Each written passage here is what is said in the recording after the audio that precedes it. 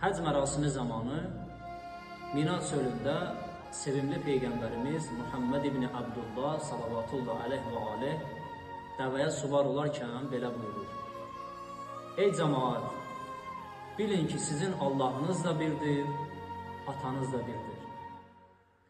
Ərəbin qeyri-ərəbə üstünlüyü yoxdur, qeyri-ərəbin də ərəbdən üstünlüyü yoxdur.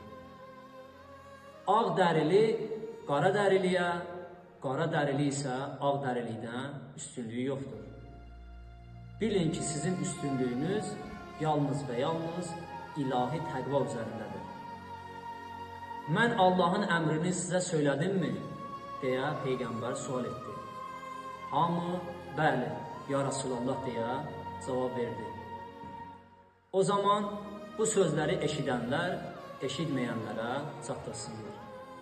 Bu hadisə ilə bağlı, bu mövzu ilə bağlı, bu mübarək kəlamla bağlı bizim də özərimizə bir məsuliyyət düşür ki, dinləyib eşidənlər, eşitməyənlərin eşitməsi üçün bunun paylaşmasında, digərlərin də maariflənməsində, faydalanmasında iştirak etmiş olsun.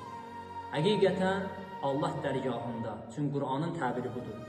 Mütəal Allah Hucurat surəsində buyurur ki, Bismillahirrahmanirrahim, İnnə əkrəməkum indəllahu ətqakum. Həqiqətən sizin ən üstününüz Allah dərgahında ən çox, ən üstün təqvalı olanınızdır. Allahdan istəyir ki, Allah bizləri dünya və axirət təqva əhlindən olanlardan qərar versin. Vəssalamu aleykum və rəhmətullah və bərəkatuhu.